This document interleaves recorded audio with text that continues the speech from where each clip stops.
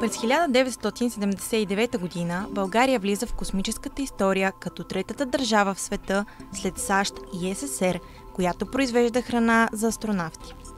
Създадена от Института по криобиология и хранителни технологии, българската космическа храна е част от мисии до 1989 година и остава символ на научен пробив и национална гордост.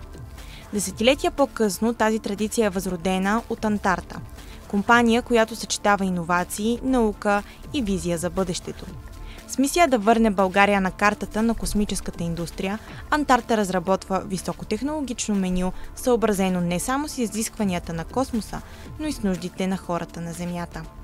В следващото издание на Корпоративни истории ви срещаме с Нели Симеонова и Людмила Филипова, за да разберем как се ражда една идея, как се създава храна за космоса и защо Антарта е повече от бизнес. Тя е кауза. Какви бяха най-големите предизвикателства, технологични, финансови и пазарни, които срещнахте до момента? Бих искала да кажа, че при създаването на компанията Антарта ние всъщност поехме доста рискове, не един, множество, както и имахме редица предизвикателства. Първото нещо, което беше така най-определящото, че ние всъщност навлизаме в един изключително нов, иновативен, нишов пазар на производство на леофилизирани храни, които както и преди 5 години, така и към ден днешен, не само в България, а и така в целия свят, все още са нишов пазар. И това са храни и метод на производство на храни, който все още се налага, все още търпи развитие и не е достатъчно известен и популяризиран. Така че това беше едно от най-големите рискове и предизвикателства. Ние да намерим точната формула, по която да бъдем съобразени, нашето производство да бъде съобразено и с пазарите и в България, и навсякъде по света. Разбира се, космическият пазар и космическата индустрия са само една малка част от пазарите на леофилизираните храни. Този пазар, космическите полети и производството на храна за космоса, това е доста ограничено и може би така и в близко бъдеще все още ще бъде. Затова ние трябваше да намерим начини да създадем една универсална формула за леофилизирана храна, която да бъде пригодена както за условията на космоса, така и при всички условия на Земята. И екстремни, и всекидневни, въобще храна, която да съпътства всеки един от нас във всеки един момент. Това да бъде една универсална храна.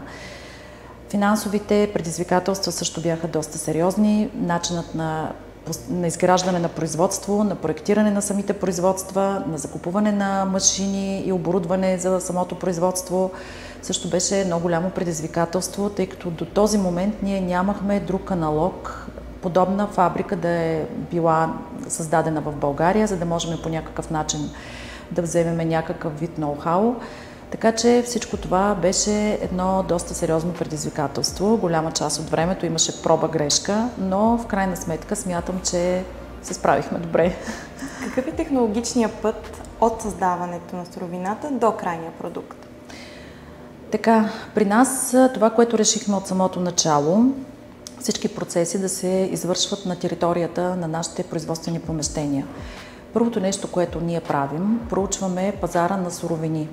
За нас суровините трябва да бъдат абсолютно натурални, без различни добавки, без обработка на месото. Така че ние трябва да от самото начало разчитаме на едни изключително висококачествени суровини, за да може да имаме един висококачествен продукт. Закупуват се суровините от подбрани доставчици, след което те се изготвят в нашите промишлени кухни от шеф-готвачи по специални рецепти. Рецептите са предварително изработени. Всичките те са създадени от диетолози, от хора, които са специалисти по хранителни технологии. Тези рецепти, както казах, са пригодени да бъде храната абсолютно натурална и в същото време да бъде и функционална, да има определени лечебни качества и свойства. След сготвянето на храната се преминава към леофилизация, която се осъществява в специални, доста големи машини, наречени сублиматори. Там тя се дехидратира, след като се дехидратира, храната се опакова в специални опаковки, които са изключително издръжливи на всякакви атмосферни условия, както и на радиация. и след което храната вече се транспортира до съответните наши B2B клиенти, контакти и така нататък. Така че това е общо взето производствения процес. Звучи като скъпо производство. Колко всъщност струва и колко се продава крайният продукт? Да, леофилизацията сама по себе си е доста скъпо производство, тъй като тя е изключително енергоемко производство, с консумация на доста електрическа енергия, с много процеси, защото освен приготвяне на храната, на специалните рецепти, които се изработват, начина по който храната също се приготвя, след което и леофилизацията, след което и опаковането с тези също доста висококачествени опаковки, това оскъпява процеса. Към момента храните се движат така в диапазон между 7 евро и 15 евро, които реално в зависимост от различните видове продукти варират. Имаме основни яденета, супи, десерти, закуски и заради това на всички тях това е ценовият диапазон. Някъде между 7 и 15 евро на пакет. Кой е вашият основен пазар? Космическите мисии или може и обикновен човек да си закупи такъв тип храна? Нашите основни пазари, ние вече преговаряме и имаме контакт с една от най-големите частни космически компании, които се заинтересуваха от нашите продукти и сме в процес на преговори и разговори с тях. Освен това, на Земята храната има огромно приложение.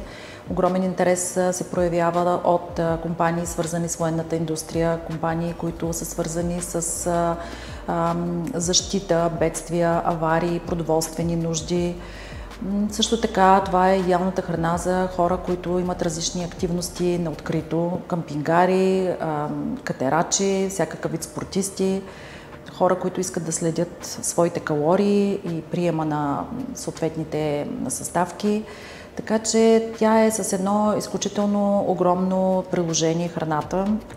Също така става, както казах вече, за абсолютно ежедневна употреба по всяко едно време на деня.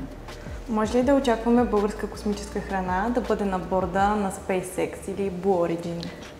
Много се надяваме, така че това е една от нашите мисии реално, която е на компанията ни.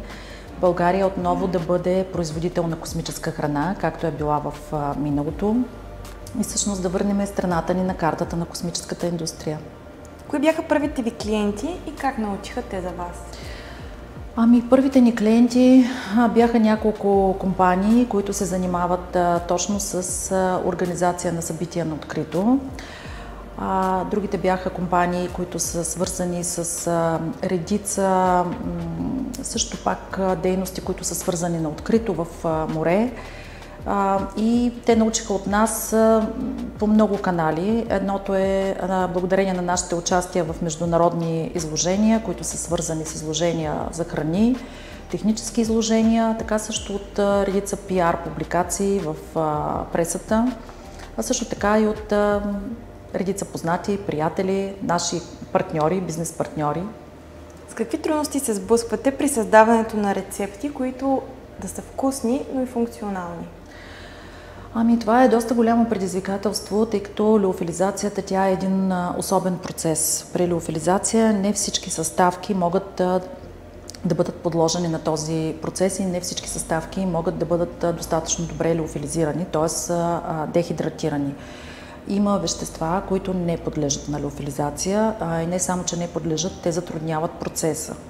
Така че те трябва да бъдат абсолютно избягвани, трябва да се познава самия процес, самите съставки, за да може това по някакъв начин да не опорочи крайния продукт. Така че е доста сложен процес, в който се отделя огромно значение на развойно-производствена и научно-изследователска дейност. Това е отделен етап от нашето производство също така. Как виждате бъдещето на Антарта в следващите 5 години? Аз виждам бъдещето на Антарта като една наистина водеща компания производител на леофилизирани продукти, не само в нашата страна, а просто да бъде лидер на тези продукти в целия свят, тъй като това, което ние заложихме в нашата компания, като наш продукт, да бъдат високопротеинови продукти, изключително натурални, продукти, които просто нямат равни на себе си. На този етап смея да твърдя, че нашите продукти наистина са едни от най-висококачествените, с най-високо съдържание на протеини, така че смятам, че ние можем да бъдем спокойно една водеща компания, която предлага истински натурални храни, макар и лиофилизирани.